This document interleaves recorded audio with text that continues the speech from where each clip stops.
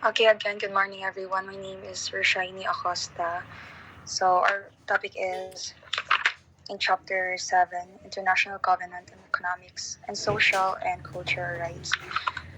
So, to start, let's know the background of this. Right. So, the International Covenant, wait, marinig ba ako clear?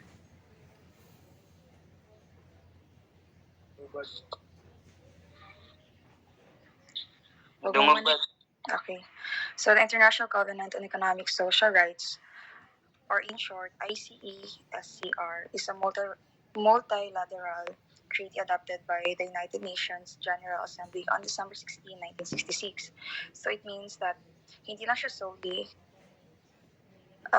it has a lot of contributors, like several groups or several countries na para magawa to. So, ang main, I mean, ang main goal ng rights na to is it defines and seeks to enforce economic and social cultural rights. For instance, aim niya na i-fulfill yung mga certain needs ng tao such as food, water, shelter, as well as providing access to the cultural life of the community. So, preamble, the states parties to the present covenant, considering that in accordance with the principle proclaimed in the center of in the Charter of the United Nations, recognition of the inherent dignity and the equal and inalienable rights of all members of the human family is the foundation of freedom, justice, and peace in the world. So, may aim lang daw to if each states daw will recognize the inherited dignity or yung human rights na like pag i-recognize ng each state daw that these rights derive from the inherited dignity of the human person. So, di ba sabi niyo last explanation ni Mom, like, human rights is not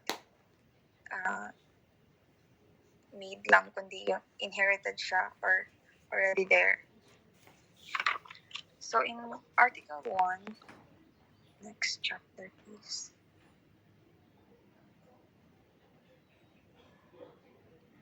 Next chapter, please. Next slide. So in Chapter 1, all people have the right of self-determination. By virtue of that right, they freely determine their political status and freely pursue their economic and social and cultural development.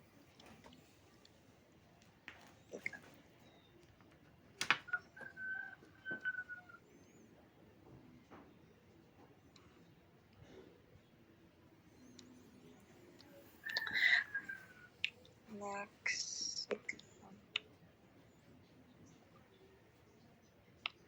All people may, for their own ends, freely dispose of their natural wealth and resources without prejudice to any obligation arising out of international economic cooperation based upon the principle of mutual benefit and international law.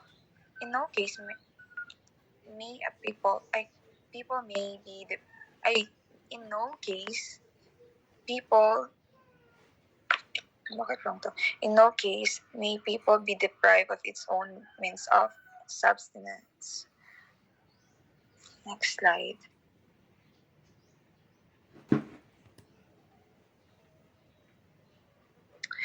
Last is the state parties to the present covenant includes those having responsibility for the administration of non-social non-self-governing, alliteration, and trust territories shall promote the realization of the rights of self-determination and shall respect the right and conformity with the provision of the Charter of the United Nations.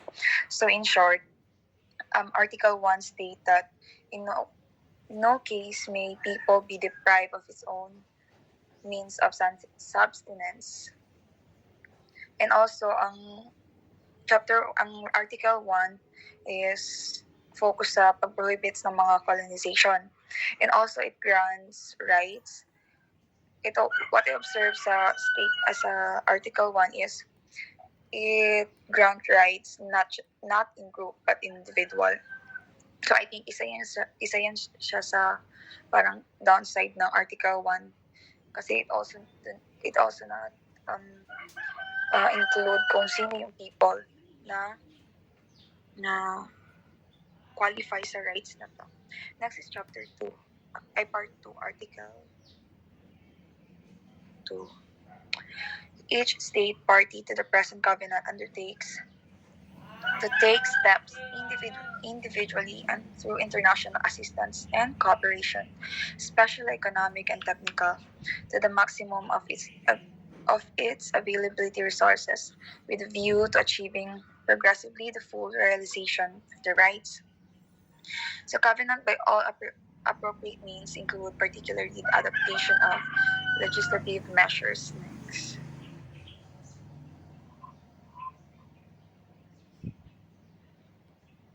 Next, please.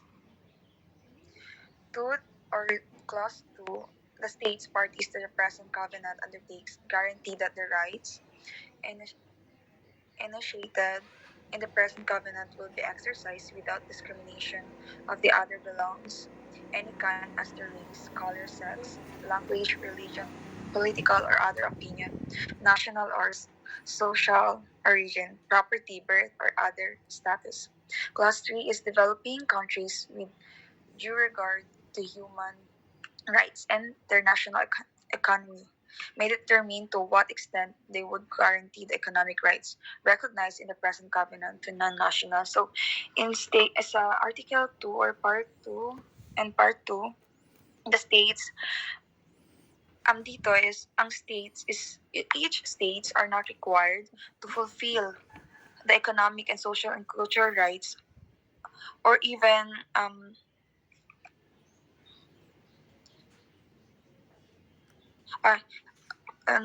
in social and cultural rights in a short period of time or in limited time. Like, hindi dapat minamadali. Kasi sabi nga dito is, it should undertakes to take steps. So, what else? Takes.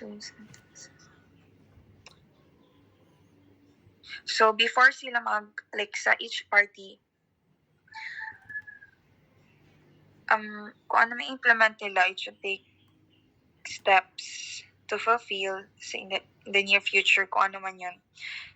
So, ang main focus ng Article 2 is how would they enforce the policy or how would they enforce the economic rights of the people. Next is Article 3.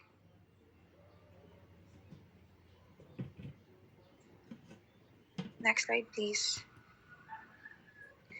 The state parties to the present covenant undertakes ensure that equal rights of men and women to the enjoyment of all economic. So, as simply as everyone is have an equal rights, mapababae ka man or lalaki, whatever your race is, color, or ano pa man yan, you have the rights or equal yung rights natin. Next is Article 4.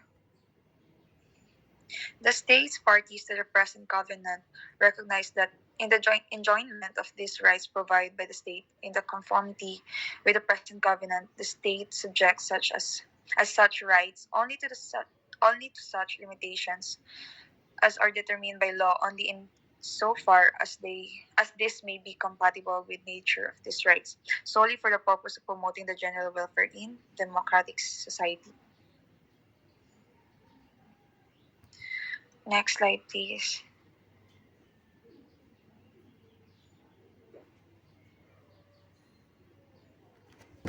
So, Article 5, nothing in the present covenant may be interpreted as implying for any state, group, or person any right to engage in activity or to perform any act aimed at destruction of any of the rights or freedom herein or at their limitation to greater extent than is provided for the present covenant. So, in Article 5, it states na whatever ang nakalagay sa hindi siya ma-alter or hindi siya ma-change. So, hindi siya katulad ng contract na pwede mo, meron tawag na breach of contract. Kundi, kung ano yung nakastate doon, yun. Every state have to follow.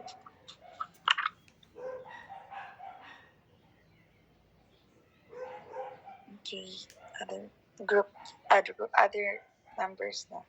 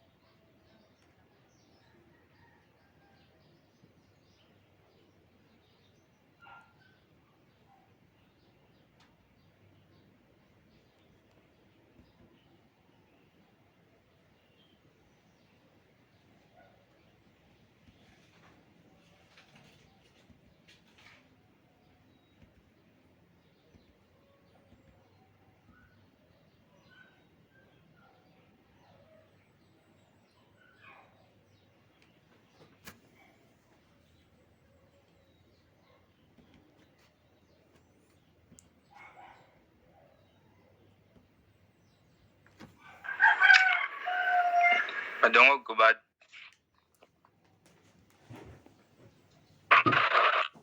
Bira.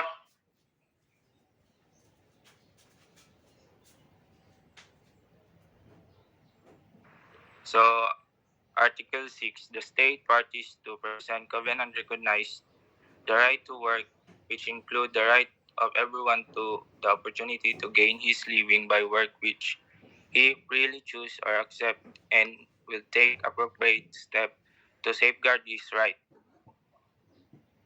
So, kita daw kita tanan kay nay karapatan na malaya na pumili or tumanggap ng trabaho. So, number 2, the step to be taken by state party to present covenant to the present covenant to achieve the full realization of this right shall include technical and vocation guidance in training programs, policies, and techniques to achieve steady economic, social, and cultural development and full and productive employment under condition safeguarding and fundamental political and economic freedom to individual. So sa Article 6 na state siya na right to work na karapatan tanan na mapili mo trabaho o na sila freedom sa tanan. Next bud. Article 7, the state parties to present covenant recognize the right of everyone to enjoyment of just a favorable condition of work which ensure in particular remuneration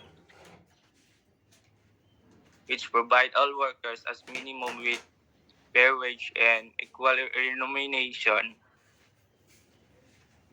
remuneration for work or of equal value without distinction of any kind, in particular woman being guaranteed condition of work not inferior of those enjoyed by men with equal pay for equal work. So, a decent living for themselves and their family in accordance with the provision of the present covenant. So there is Article 7 kay dapat lahat na manggagawa ay makatanggap og patas na sweldo batay sa patas na trabaho ug walay diskriminasyon. So, safe and healthy working condition. Equal opportunity for everyone to be promoted in his employment to appropriate higher level subject to no consideration other than those of seniority or competence. Please reassure and reasonable limitation of working hours and periodic holidays with pay as well denomination for holidays. So, ang tanan na equal opportunity na ma-promote to sa higher level sa trabaho with no consideration. So sa Article 7 nag-state siya sa the right of the fair condition of employment. So next but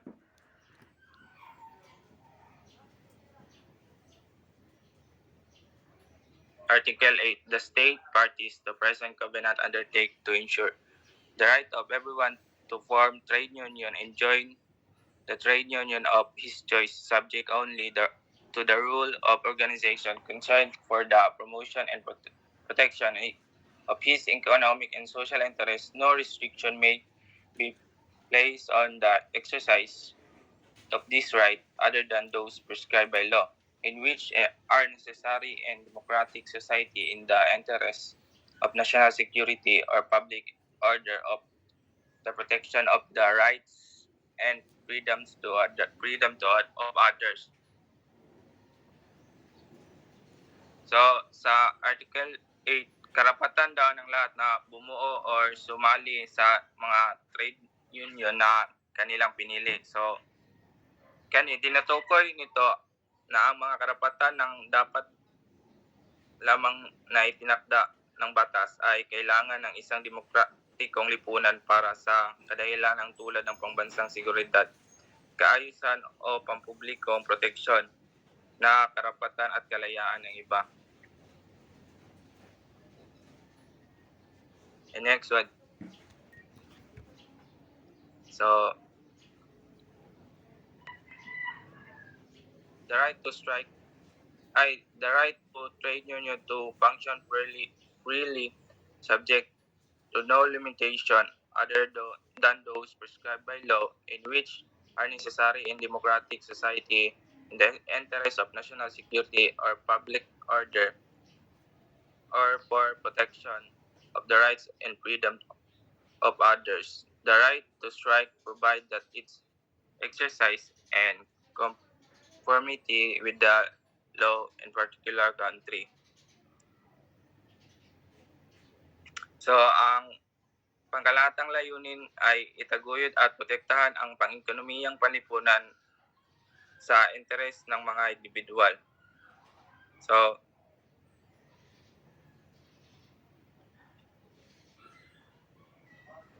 kinikilala nito ang karapatang magwelga na may kondisyon na sumunod ito sa batas ng partikular na bansa.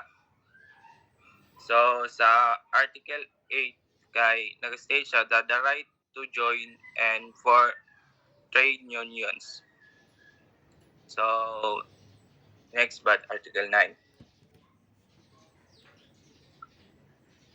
Article 9, the state parties to the present covenant recognize the right of everyone to social security including social insurance. So, sa sa Article 9, karapatan ng lahat na sa social security na kinabibilangan ng social insurance, ito ay nagpapahiwatig ng isang pangako sa pagtiyak na ang individual ay may akses sa panlipunang proteksyon at programa ng insurance bilang bahagi ng isang mas malawak na pagkilala sa kahalagahan ng panlipunang seguridad.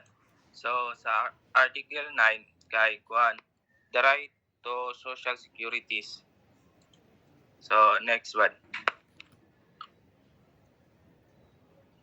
So, Article 10, the state parties to covenant recognize that the widest possible protection and assistance should be accorded to the family, which is the natural and fundamental group unity of society, particular for its establishment, and while it is responsible to care and education of dependent child, marriage must be entered into with the pre-consent of the intending spouse.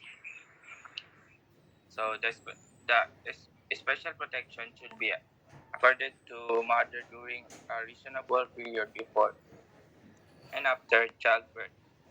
During such period, working mothers should be accorded paid leave or leave with adequate social security benefits.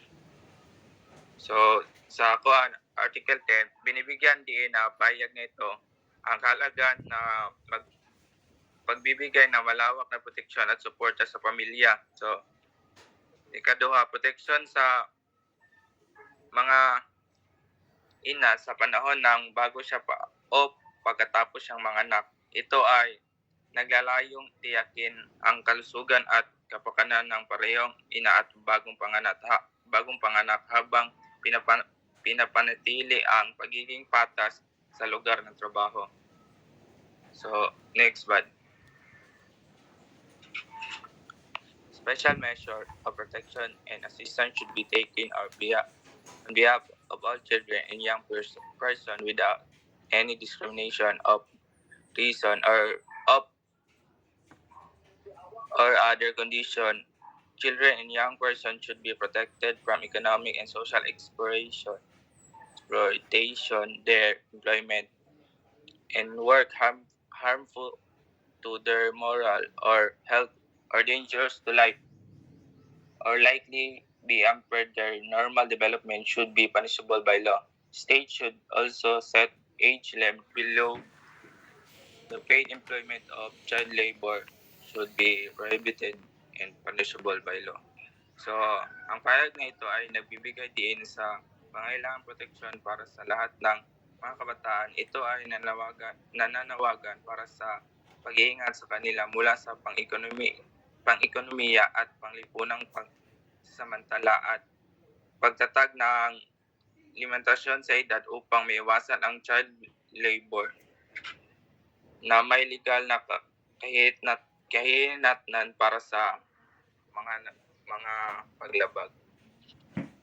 So, sa Article 10 kay Kuan, the right to protection of the family. Mao lang ako wala akong report ba?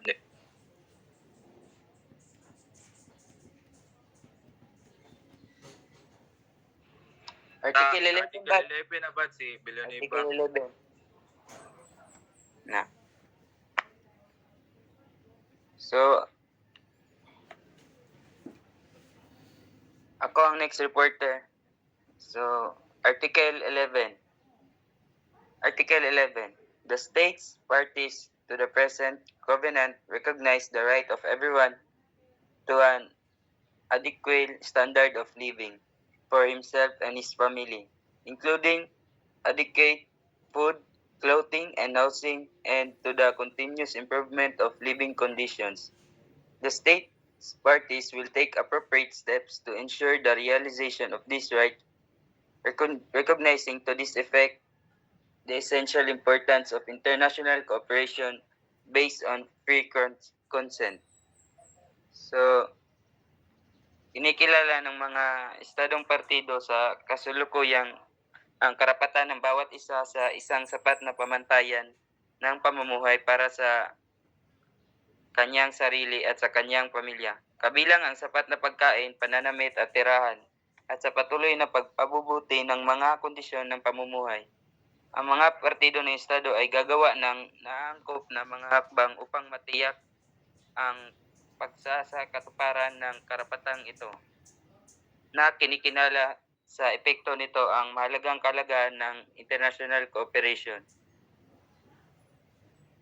Number 2, the states parties to the present covenant recognizing the fundamental right of everyone to be free from hunger should take individually and through international cooperation the measures including specific programs which are needed. Next but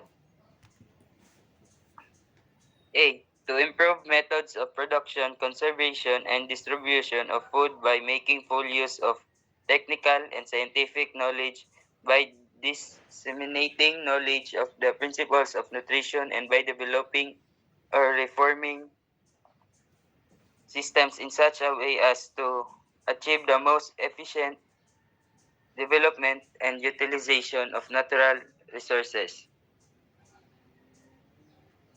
Upang mapabuti ang mga paraan ng produksyon, pag-iingat at pamamahagi ng pagkain sa pamamagitan ng paggamit ng lubos, teknikal at siyentipikong kaalaman sa pamamagitan ng pagpapalaganap ng kaalaman sa mga prinsipyo ng nutrisyon at sa pamamagitan ng pagbuo o pagbabago ng mga sistemang sa paraang makamit ang pinakamabisang pag-unlad at paggamit ng natural mapagkukunan. So B, taking into account the problems of both food importing and food exporting countries to ensure an equitable distribution of world food supplies in relation to need. Next but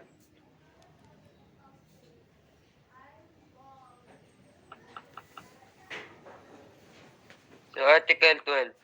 The states parties to the present covenant recognize the right of everyone to enjoyment of the highest attainable standard of physical and mental health. Number 2. The steps to be taken by the states parties to the present covenant to achieve the full realization of this right should include those necessary for A. The provision for reduction of stillbirth rate and infant mortality and for the healthy development of the child. Next but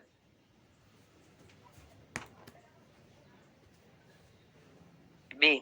The improvement of all aspects of environmental and industrial hygiene. C. The prevention, treatment, and control of epidemic and endemic, occupational, and other diseases. The creation of conditions which would ensure to all medical service and medical attention in the event of sickness. Next one. So Article number 13. Article 13. The states parties to the present covenant recognize the right of everyone to education. They agree that educational should be directed to the full development of the human personality and the sense of its dignity, and shall strengthen the respect for human rights and fundamental freedoms. They further agree that education should enable all persons to participate effectively in a free society, promote understanding, tolerance, and friendship among all nations and all racial, ethnic or religious groups, and further the activities of United Nations for the maintenance peace. So, Article number 1. So, kinikilala ng mga estadong partido sa kasulukuyang tipan ang karapatan ng bawat isa sa edukasyon. Sumasang-ayon sila na ang edukasyon ay dapat idirekta sa ganap na pag-unlad ng pagkatao ng tao at ang pakiramdam ng dignidad nito. At dapat palakasin ang paggalang sa mga karapatang pangtao at mga pangunahing kalayaan. Sila ay higit na sumasang-ayon na ang edukasyon ay magbibigay daan sa lahat ng tao na mabisang makilahok sa isang malayang lipunan. Itaguyod ang pagkaunawaan, pagpaparaya at pagkakaibigan sa lahat ng mga bansa at lahat ng lahi, etniko o reliyosong mga grupo, at isulong ang mga aktibidad ng United Nations para sa pagpapanatili ng kapayapaan. Number 2, the states parties to the present covenant recognize that with a view to achieving the full realization of this right. Next but.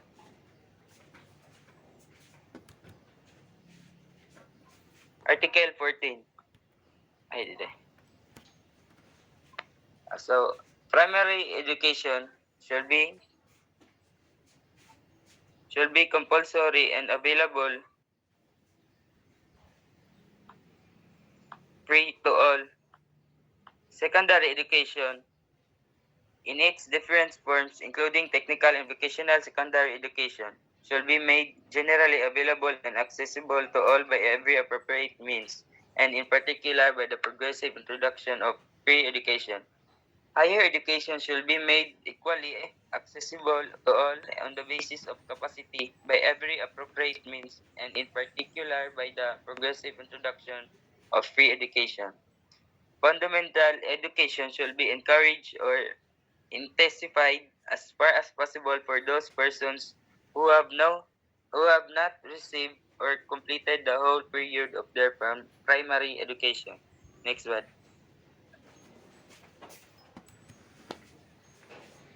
Article 14. Each state party to the present covenant, which at the time of becoming a party has not been able to secure in its metropolis territory or other territories under its jurisdiction compulsory primary education, free of change, undertakes within 2 years to work out and adopt a detailed plan of action for the progressive implementation within a within a reasonable number of years, to be fixed in the plan of the principle of compulsory education free of charge for all. So, Article 14, ang bawat estadong panig sa kasunduang ito na sa panahon na pagiging isang partido ay hindi nakapag-secure sa kanilang metropolitan na teritoryo o ibang mga teritoryo sa ilalim ng nasasakupan nito na sa pilitang primaryang edukasyon ng walang bayad ay nagsasagawa sa loob ng 2 taon at magpapatibay ng isang detalyadong plano ng aksyon para sa progresibong pagpapatupad sa loob ng mga makatwirang bilang ng mga taon na itatakda sa plano ng prinsipyo ng sapilitang edukasyon ng walang bayad para sa lahat. Next one. So, Article 15. The states to the present covenant recognize the right of everyone to take part in cultural life, to enjoy the benefits of scientific progress and its applications, to benefit from protection of the moral and material interests resulting from any scientific, literary, or artistic production of which he is the author. 2. Steps to Number 2, steps to be taken by the states parties to the present covenant to achieve the full realization of this right should include those necessary for conversation, the development, and diffusion of science and culture. So, ang mga hakbang na dapat gawin ng mga estado panig sa kasunduang ito upang makamit ang ganap na pagkasakatuparan ng karapatang ito ay dapat kasama ang mga kinakailangan para sa konserbasyon, pag-unlad at pagsasab at ng agham at kultura. So number 3, the states parties to the present covenant undertake to respect the freedom indispensable for scientific research and creative activity. Walang takabad. Panamat.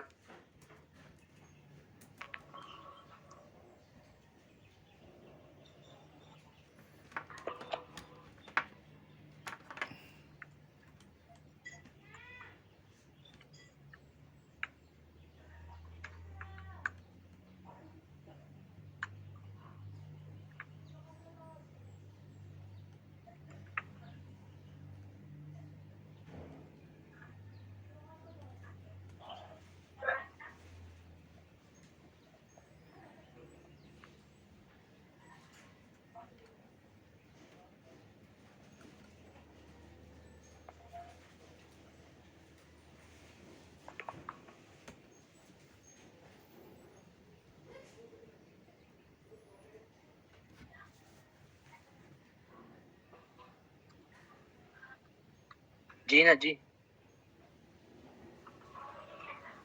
Morning, guys.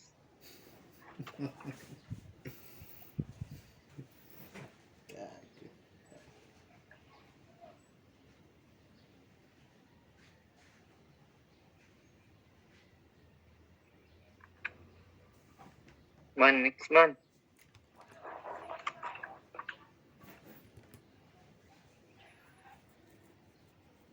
So, good morning. Part 4, Article 16. The state parties to the present covenant undertake to submit in conformity with this part of the covenant reports on the measures which they have adopted and the progress made in achieving the observance of the rights recognized herein. Next.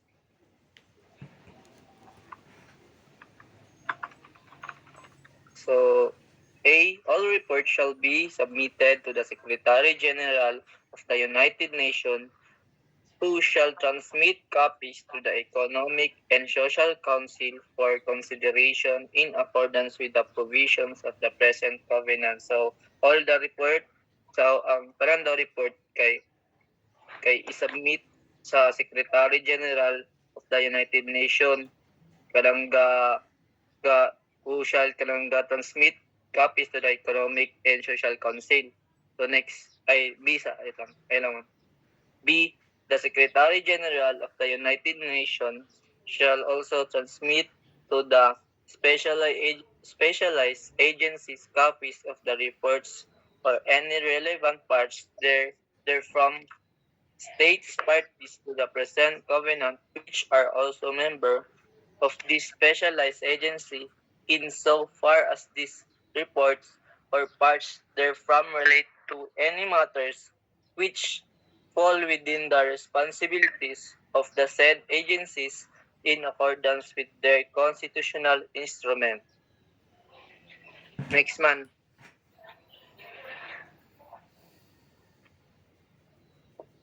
So Article 17. The state parties to the present covenant shall furnish their reports in stage in accordance with program to be established by the Economic and Social Council within 1 year of the entry into force of the present covenant after consultation with the states parties and the specialized agency concerned. Number two, reports may indicate factors and difficulties affecting the degree of fulfillment of obligation under the present covenant. And, and last three, where relevant information has previously been furnished to the United Nations or to any specialized agency by any state party to the present covenant, it will not be necessary to reproduce the information but precise reference to the information so furnished will suffice. Next month,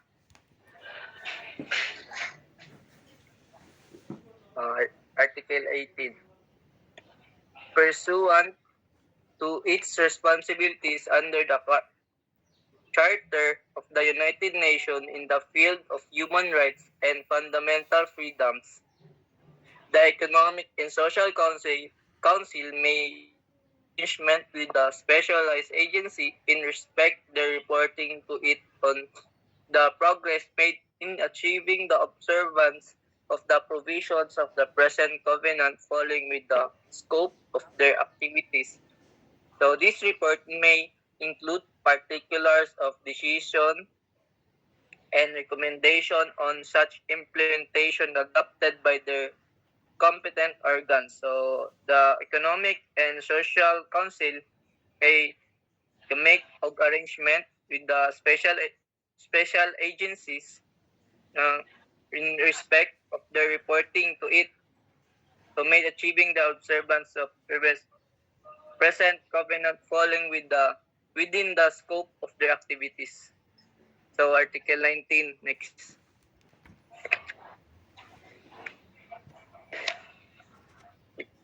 The Economic and Social Council may transmit to the Commission on Human Rights for study and general recommendation or as appropriate for information the reports concerning human rights submitted by the states in accordance with Article 15 and 17 and those concerning human rights submitted by the specialized agencies in accordance with Article 18. The next one,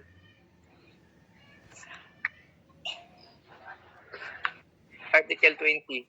The state parties to the present covenant and the specialized agencies concerned may submit comments to the Economic and Social Council on any general recommendation under Article 19 or reference to such general recommendation in any report of the Commission on Human Rights or any documentation referred to the to her therein.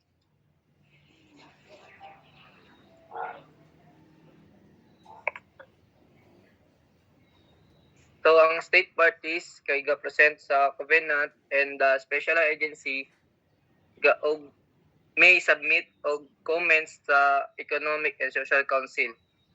So Article 21, the Economic and Social Council may submit from time to time to the General Assembly reports with recommendation of general nature and a summary of the information received from the state parties to the present covenant and the specialized agency on the measures taken and the progress made in achieving general observance of the right recognized in the present covenant. So, ang economic o ang social council kay mag-submit from time to time sa General Assembly reports with with recommendation of a general nature and og og summary of the information received from the state parties.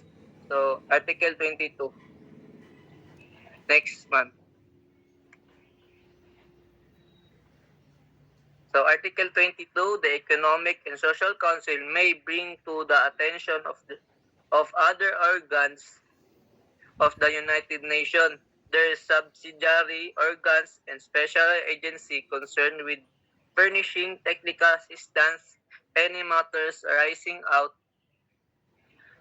of the report referred to in this part of the present covenant, which may assist such bodies in deciding each within its field of competence on the advisability of international measures likely to contribute to the effective progressive implementation of the present covenant.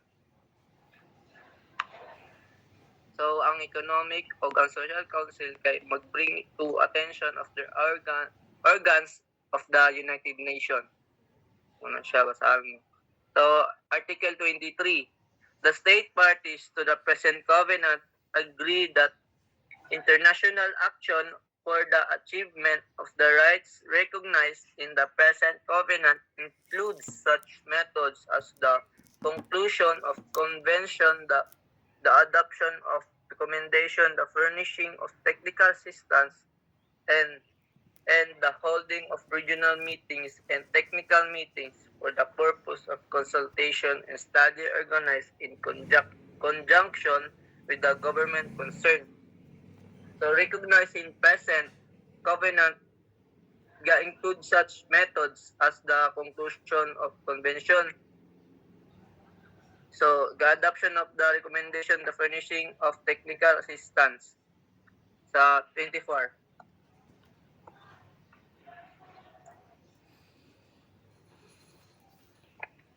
Nothing in the present covenant shall be interpreted as impairing the provisions of the Charter of the United Nations and the Constitution of the special agency which define the respective responsibilities of the various organs of the United Nations and of the specialized agencies in regard to the matter dealt with in present covenant.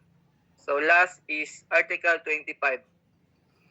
Nothing in the present covenant shall be interpreted as impairing the inherent right of all people to enjoy and utilize fully and freely their natural wealth and resources.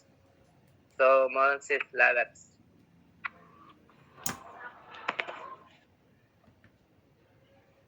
Kalaman.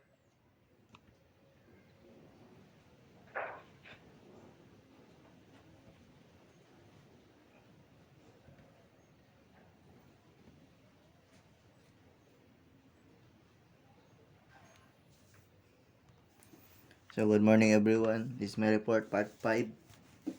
Chapter 7. So, Article 26. The present covenant is open for signature by any state member of the United Nations or member of any of its specialized agency by any state party to the state, Eh, state statute of the International Court of Justice and by any other state which has been invited by the General Assembly of the United Nations to become a party to the present covenant. The present of shit. covenant is subject to ratification. Instrument of ratification shall be deposited with the Secretary General of the United Nations. So number 3, the present covenant shall be open to accession by any state referred to in paragraph 1 of this article 4. So nasa article 4 ang explanation aning number 2. So number 4, accession shall be effected by the deposit of an instrument of accession with the Secretary General of the United Nations. Number 5, the Secretary General of the United Nations shall inform all states which have signed the present covenant or acceded to it of the deposit of each instrument of ratification or accession. Article 27.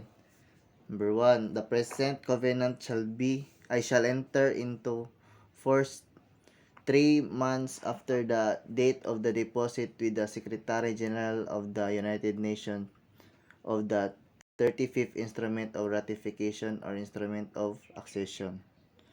Number 2, for each state ratifying the present covenant or acceding to it after the deposit of the 35th instrument of the ratification or instrument of accession.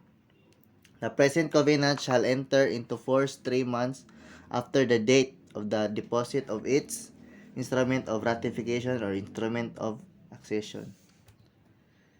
Article 28. The provisions of the present covenant shall extend to all parts of federal states without any limitations or exceptions. So, ang mga provisions sa Article 28 kay walay limitation o exceptions. So, Article 29, any state party to the present covenant may propose an amendment and file it with the Secretary General of the United Nations. The Secretary General shall thereupon communicate any proposed amendments to the states parties to the present covenant with a request that they notify him whether they favor a conference of states parties for a purpose of considering and voting upon the proposals. In the event that at least one-third of the states party favor such a conference, the Secretary General shall convene the conference under the auspices of the United Nations. Any amendment adopted by a majority of the states party present and voting at the conference shall be submitted to the General Assembly of United Nations for approval. Number 2, amendments shall come into force when they have been approved by the General Assembly of the United Nations and accepted by a two-thirds majority of the states parties to the present covenant in accordance with their respective constitutional processes. Number 3, when amendments come into force, they shall be binding on those states parties which have accepted them other states parties still being bound by the provisions of the present covenant and any earlier amendment which they have accepted. So bago sila malihok dapat daw na sila naga-vote sila og unsay buhaton og unsay paboran sa state parties mao to ilang buhaton. Article 30, irrespective of the notifications made under Article 27, Paragraph 5, the Secretary General of the United Nations shall inform all states referred to in paragraph 1 of the same article of the following particulars: signatures, ratifications, and accessions under Article 26, the date of the entry into force of the present covenant under Article 27, and the date of the entry force of any amendments under Article 29. So mabasa ra ninyo sa Article 26 and 27 hangtod 29 ang naa sa Article 30. Article 31, the present covenant of which the Chinese, English, French, Russian, and Spanish texts are equally authentic shall be deposited in the archives of the United Nations. The Secretary General of the United Nations shall transmit certified copies of the present covenant to all states referred in Article 26. So that's all. Thank you.